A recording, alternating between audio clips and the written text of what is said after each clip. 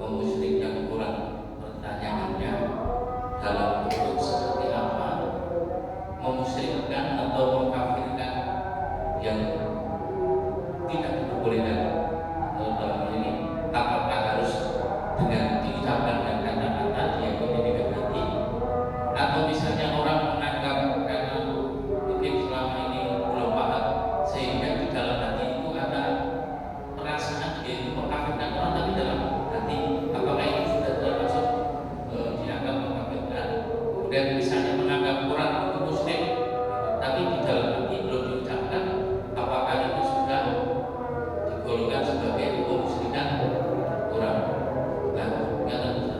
Terus yang kedua yang kita mumpung lagi mendekati waktu belakangan ini, mohon diceritakan kepada para jamaah karena mungkin belum melihat di tayangan YouTube tentang timba yang kita timba, barangkali ada jamaah yang belum mengetahui agar bisa mendapatkan pencerahan tentang malam ini. Selama sesuatu itu dalam hati tidak masalah, tidak dihukumi. Tapi kalau sudah diucapkan baru itu dihukumi. Misal gini, di dalam hati dia ada was-was ingkar sama Allah. Sama Allah juga. Tapi rasanya selama lisannya itu masih syahadat terus dan ini hanya sekedar was-was, maka aman. Karena was-was ini setan selalu membuat kita itu was-was. Nah, kalau sudah keluar kafir kamu. Nah, orang lagi cuma dia baca bid'ah, baca ini asyraful batil itu langsung kafir. Jangan bid'ah dan semacamnya musyrik kamu. Karena baca salat taria. Karena itu salat taria itu di dalamnya itu meminta-minta pada Nabi. Lalu kalau kita dari itu kita mengucapkan, dari kita telah mengkafirkan orang. Ketika kita mengkafirkan orang, maka sesungguhnya kita telah mengkafirkan diri kita sendiri. Jangan hati-hati. Maka para ulama kita sangat hati-hati terkait dengan kafir mengkafirkan. Itu disebutkan oleh Imam Asy'ari juga yang diriwayatkan oleh beliau, "Isyhadu anni la ukaffiru ahadan min al-qiblah." Saksikanlah oleh kalian bahwa sekalipun tak akan mengkafirkan siapapun yang masih al-qiblah. Maka di dalam bukunya Maqalatul Islami, saya bawa ya Bu ya. Imam Asy'ari menyebutkan berbagai macam kelompok Islam, Khawarij, Syiah, Murji'ah dan sebagainya. Ini buku segini. Kelompok-kelompok Islam yang ada di zaman Imam Asy'ari, sampai Mu'tazilah, sampai Khawarij yang sudah membunuh orang sebagainya. Meskipun mereka itu melakukan kejahatan yang luar biasa, tapi di buku ini tidak satupun kata kafir. Tidak satupun kata kafir. Kenapa? Bagi Imam Asy'ari, mereka semua tetap muslim, tapi pelaku maksiat, bukan orang kafir. Kan itu, jadi hati-hati. Termasuk kami juga dalam masuk fatwa juga meminta kita supaya tidak mudah mengkafirkan orang. Dan juga disebutkan oleh Imam Al-Ghazali dalam kitabnya Faisal Tafruqah bainal Islam dan Sindiqah. Itu juga bisa mengatakan hati-hati dengan kafir mengkafirkan. Selama orang itu masih percaya dengan rukun Islam dan rukun iman, maka statusnya masih muslim. Masih yang pertama. Yang kedua terkait sholawatan. Jadi sholawat, inti sholawat itu kan adalah gini: Innallaha wa malaikatahu yusholluna 'alan nabi ya ayyuhalladzina amanu shollu kata tasallu alaihi wasallimu taslima. Ya ayyuhalladzina amanu shollu alaihi wasallimu taslima. Jadi ibadah yang langsung dicontohkan oleh Allah itu memang hanya sholawat. Ketika Allah memerintahkan hambanya sholat, Allah nggak sholat. Ketika Allah memerintahkan kita puasa, Allah nggak puasa. Ketika Allah memerintahkan kita untuk haji, Allah nggak haji. Tetapi untuk sholawat itu innallaha wa malaikatahu yusholluna 'alan nabi. Jadi Allah itu sholawat, malaikat sholawat. Maka kemudian ya ayyuhalladzina amanu shollu 'alaihi wa sallimu taslima. Wahai orang-orang yang beriman, setelah kami malaikat bersalawat, Allah bersalawat, setelah malaikat bersalawat, sekarang kalian bersalawatlah karena kami sudah kasih contoh. Begitu. Jadi satu-satunya ibadah yang langsung dicontohkan oleh Allah Subhanahu wa taala adalah membaca sholawat. Inti dari sholawat apa? kata-kata sallu wassalim kan. Maka salawat itu adalah kata-kata sallu itu tadi. Allahumma sholli ala Muhammad, Allahumma sholli ala Muhammad, Allahumma sholli alaihi wasallim. Kan itu dua kata itu. Ada kemudian ada kata-kata setelahnya itu namanya ekor atau tambahan atau namanya itu tawasulan dengan bacaan sholawat. Contoh begini, sholawat nariyah. Allahumma sholli sholatan kamilatan wa sallim salamatan ala sayyidina Muhammadin. Sampai ini sholawatnya. Allahumma sholli sholatan kamilatan wa sallim wa sallim salamat ala sayyidina. Kepada siapa salatnya? Ala sayyidina Muhammad. Adapun setelahnya itu doa. Ya Allah, saya sudah membaca sholawat ini. Karena saya sudah membaca sholawat ya Allah, dengan sholawat ini ya Allah, maka saya mulai berdoa. Dan itu sunnah. Kita berdoa dibuka dengan membaca sholawat sunnah. Dalam sholawat dikatakan bahwa pintu langit hadis sekali. Itu pintu langit belum dibuka sebelum kita ketika berdoa itu baca sholawat. Maka baca sholawat dulu, baru tanhalu bihil uqadu wa tanfariju bihil qurabu wa tuqadha bihil hawaiju wa tunalu bihil raghaibu. Jadi dengan sholawat ya Allah, saya punya masalah, selesaikan masalah saya persoalan, selesaikan soal saya punya hajat, kabulkan hajat saya. Kan gitu. Wa husnul khatim, saya meninggal ya Allah husnul khatimah. Wa istasqal ghamamu bi wajhil karim wa ala alihi. Jadi kalau sholawat itu biasanya kepada Nabi juga kepada keluarganya. Wa alihi, seperti di dalam surat Ibrahim. Wa sahbihi fi kulli lamhatin wa nafasin bi'adadin kulli ma'lumin.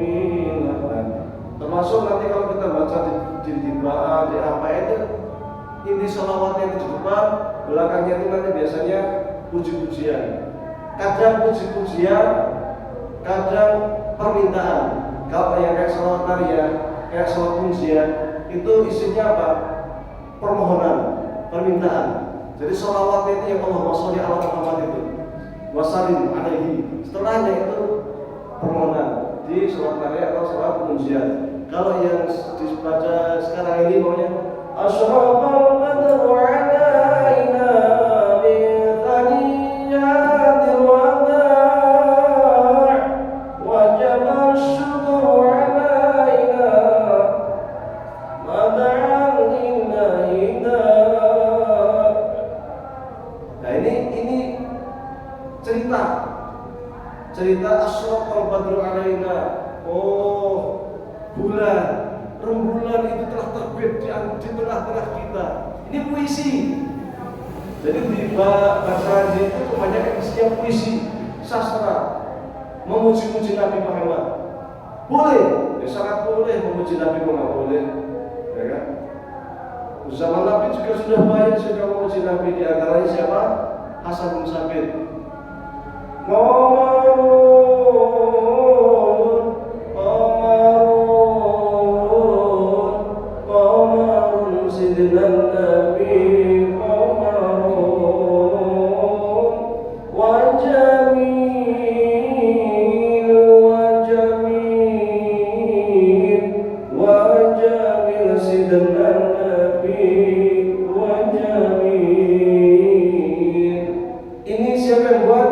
Hasan bin Sabit. Siapa Hasan bin Sabit? Sahabat Nabi. Komarun sejenis Nabi Komarun rembulan. Nabi kita Nabi Muhammad rembulan. Nah itu sastra. Orang Arab biasa buat sastra, memuji-muji itu biasa, senang, itu budaya Arab. Maka ketika Nabi kemudian Nabi kan disambut dengan sastra dan puisi biasa itu. Kalau disebut sunnah ya sunnah. Sunnah itu apa? Perbuatan Nabi kemudian perkataan Nabi, persetujuan Nabi. Ketika Hasan bin Sabit membaca Qamarul Nabi Muhammad itu tidak menolak, bahkan itu bagian dari sunnah. Bahkan sering kali ketika perang itu Rasulullah meminta kepada Hasan bin Sabit, oh Hasan, biasanya kalau orang Arab perang itu baca puisi dulu. Jadi istilahnya itu baca pantun, apa istilahnya itu? Saling balas pantun. Nanti Hasan bin Sabit balas, maju dia balas, baca puisi. Jadi boleh sah-sah saja, tidak ada masalah. Jadi di bahasa itu sesungguhnya kita itu membaca sastra sejarah kelahiran Nabi Muhammad SAW, dan itu boleh. Itu kan hulu berlebih-lebihan. Nabi Muhammad kan manusia biasa, kok dipuji-puji seperti itu nggak boleh. Kata siapa? Namanya sastra, harus hulu, harus berlebih-lebihan. Makanya di Arab itu ketika membuat sastra, kalau Anda pernah belajar balaghah, di Mubayan itu ada namanya musyabah, musyababi atau tasbih, tasbih. Jadi yang menyerupakan, yang diserupakan, alat untuk menyerupakan, dan barang yang diserupakannya. Jadi ketika saya bilang ini, orang itu pemberaninya seperti harimau. Jadi ketika saya bilang pemberani, harus mencari padanan kata yang jauh lebih kuat. Apa itu yang lebih kuat? Ya harimau. Jangan kemudian, orang itu sangat pemberani seperti kelinci. Ya kurang pas itu, kurang cocok, kurang kelinci, nggak keren gitu. Wajahnya bersinar terang seperti lilin, ya nggak cocok. Maka saat membuat tasbih, membuat perumpamaan itu harus yang lebih nampak, lebih jelas. Jadi kesannya hulu yang nggak hulu memang seperti itu. Sastra Indonesia juga sama. Wah, daun itu melambai-lambai. Mana ada daun melambai-lambai? Daun kan bukan manusia. Kalau melambai-lambai gitu. Wah, teman saya datang sini bawa buah tangan. Mana ada tangan berbuah, tangan berbuah itu kan? Ya itu kan sastra itu. Jadi kalau kita mau memahami sastra kok jadi kata yang sesungguhnya kacau gitu. Maka ketika kita membaca sastra, ya tempatkan di buku sastra. Makanya kalau seperti buku-buku Matahin Nabawiyah, puji-pujian Nabi, kemudian Tibaan, kemudian misalnya itu Bazazi, itu kalau di Mesir nyari buku-buku itu di buku rak khusus namanya Al-Matahin Nabawiyah atau Al-Nasyid Nabawiyah. Buku-buku terkait dengan puji-pujian kepada Rasul, bukan buku sejarah. Kalau buku sejarah ya kita ketemu kayak gitu, karena ini bukan sejarah. Kalau kita menempatkan apa yang tertulis di Bazazi sebagai sejarah, ya salah semua nanti. Karena kita memahaminya mana hakiki semua, dipahami dengan makna yang sesungguhnya. Salah semua. Masa Nabi Muhammad kok bulan, masa Nabi Muhammad kok bulan purnama, kan jadi salah. Tapi kalau kita memandang itu bukan dari sisi sejarah, tetapi dari sisi sastra, ya benar. Karena kita memuji orang. Wah, kamu cantik banget kayak bidadari, kan gitu.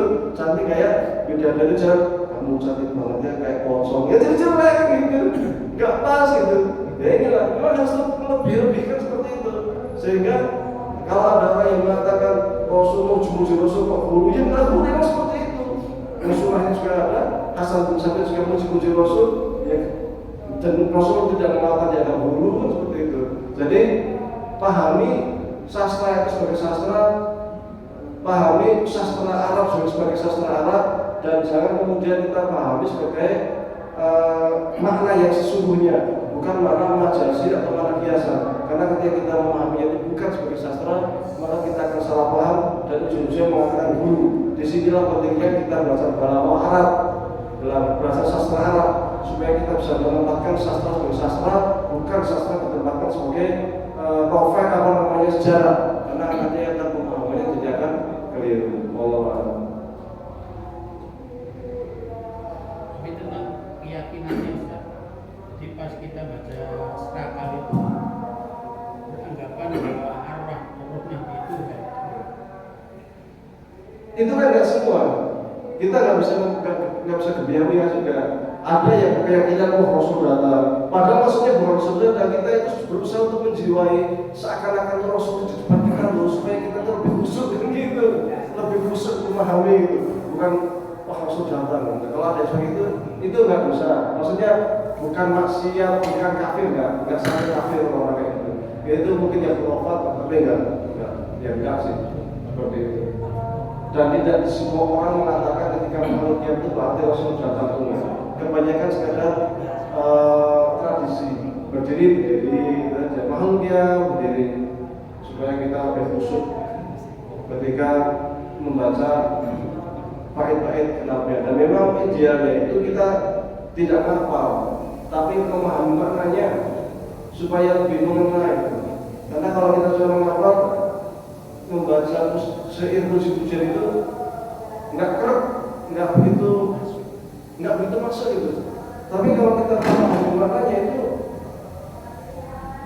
apa ya, bergetar kita itu, merinding karena kita menjadi kangen, rindu kepada Rasulullah SAW. Ada di sini itu apa ya? Keinginan untuk ketemu. Maka kita diberitakan untuk sholawat itu supaya apa ya? Supaya kita itu ada kerak dalam hati kita.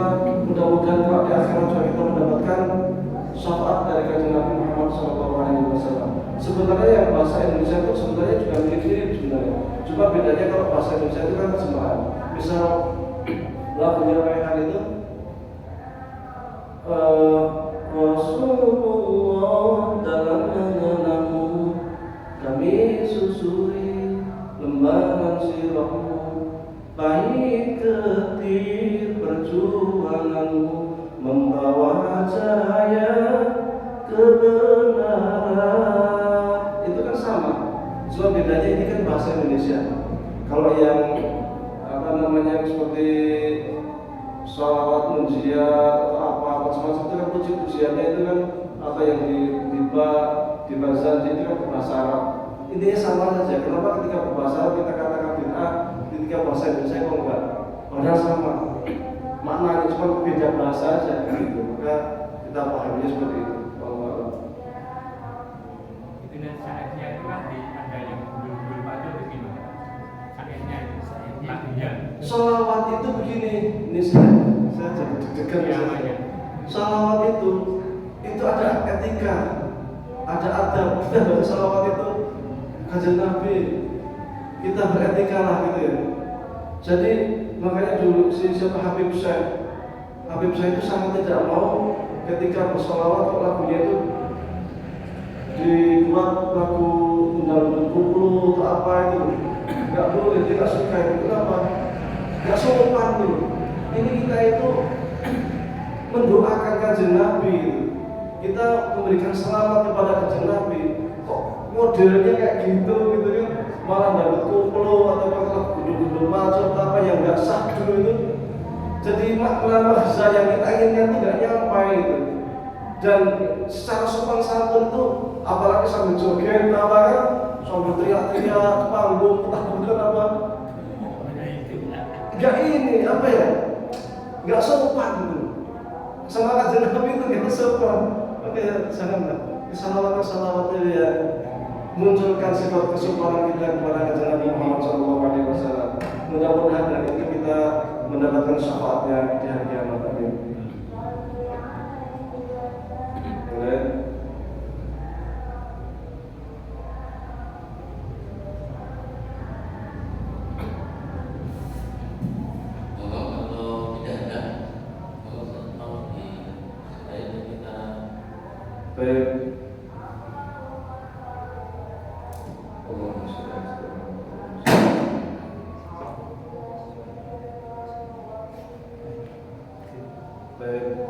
Mudah-mudahan apa yang disampaikan bermanfaat, karena ini murid berbanyak sholawat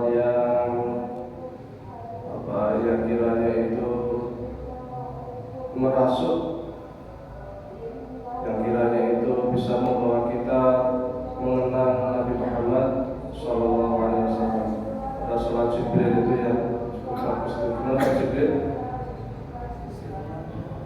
Sallallahu ala Muhammad, sallallahu alaihi wasallam.